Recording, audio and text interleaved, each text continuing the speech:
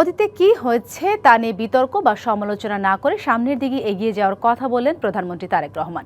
সংসদে বাজেট আলোচনায় তিনি জানান, বিনিয়োগ, উৎপাদন ও কর্মসংস্থানের চাকা বেগবান করার পাশাপাশি অর্থনীতিতে শৃঙ্খলা ফিরিয়ে আনতে সর্বোচ্চ গুরুত্ব দিয়ে কাজ করছে সরকার। এ সময় যে কোনো মূল্যে তিস্তা মহাপরিকল্পনা বাস্তবায়নের ঘোষণা দেন প্রধানমন্ত্রী। ব্যাংকিং খাতে শৃঙ্খলার পাশাপাশি পাচারের অর্থ ফিরিয়ে আনার উদ্যোগের কথাও জানান সরকার প্রধান। সোমবার জাতীয় সংসদে 2026-27 অর্থ বছরের প্রস্তাবিত বাজেট আলোচনায় অংশ নেন প্রধানমন্ত্রী। বলেন, কৃষি ও কৃষককে বাঁচাতে যা যা করা দরকার সব করছে তার সরকার। কৃষি ও পানি ব্যবস্থাপনার নানা পরিকল্পনাও তুলে ধরেন সরকার প্রধান।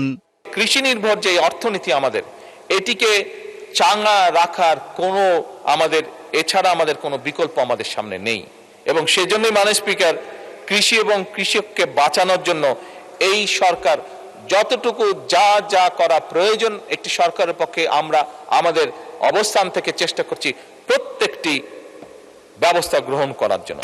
জাতীয় অগ্রাধিকার ভিত্তিতে ইনশাআল্লাহ এই সরকার যে কোনো মূল্যে তিস্তা ব্যারেজ মহাপরিকল্পনা বাস্তবায়ন করবে। মজুক বিরাট কারবার, জিতে নাও ফ্যামিলি কার, স্পোর্টস বাইক ছাড়াও লক্ষ লক্ষ নিশ্চিত গিফট। শিক্ষা ও চিকিৎসা ব্যবস্থার আমূল পরিবর্তনে জোর দেওয়ার কথা জানান প্রধানমন্ত্রী। তুলে ধরেন আগামীর ভিশন।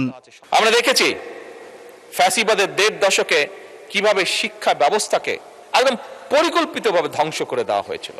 বর্তমান সরকার সর্বোচ্চ চেষ্টা দিয়ে আমাদের লক্ষ্য থাকবে আগামী ৫ বছরে শিক্ষা খাতের বিনিয়োগ জিডিপির ৫% উন্নীত করা। একই সাথে আমরা মাননীয় স্পিকার, স্বাস্থ্য সেবাতেও আমরা জিডিপির বরাদ্দের ৫% পরিকল্পিতভাবে উন্নীত করতে চাই আগামী ৫ বছরে। একটি রাজস্ব ইকোসিস্টেম গড়ে তোলার কথাও বলেন তারেক রহমান। এমন একটা অর্থনৈতিক ব্যবস্থা বা অর্থনীতি গড়ে তুলতে চাই যেখানে মাননীয় স্পিকার, ঋণ নয়, উৎপাদন হবে বিনিয়োগ নির্ভর, কাগজে প্রবৃদ্ধি নয় বরং কর্মসংস্থান এবং জনগণের জীবনযাত্রার মান হবে উন্নয়নের বড় সূচক। দেশে গণতান্ত্রিক পরিবেশ তৈরি হয়েছে উল্লেখ করে প্রধানমন্ত্রী বলেন, এখন সময় সামনে এগিয়ে যাওয়ার। দেশের অর্থনীতি, দেশের শিক্ষা, স্বাস্থ্য যাই বলি না কেন, একটি দেশকে ঘিরে প্রত্যেকটি কি শোচনীয় অবস্থায় ছিল। সেখান থেকে পর্যায়ক্রমিকভাবে আমরা দেশে একটি গণতান্ত্রিক অবস্থা তৈরি করতে সক্ষম হয়েছি। ক্রিয়েটিভ ইকোনমি, তরুণদের কর্মসংস্থান, নারীর ক্ষমতায়ন, শিল্প পার্ক গড়ে তোলা সহ নানা পরিকল্পনার কথাও জানান সরকার প্রধান। ব্যক্তি করদাতাগণের করভার কিছুটা লাঘব করে তাদেরকে কিছুটা স্বস্তি দিতে চাই আমরা। Abu Khalid, DBC news, Dhaka.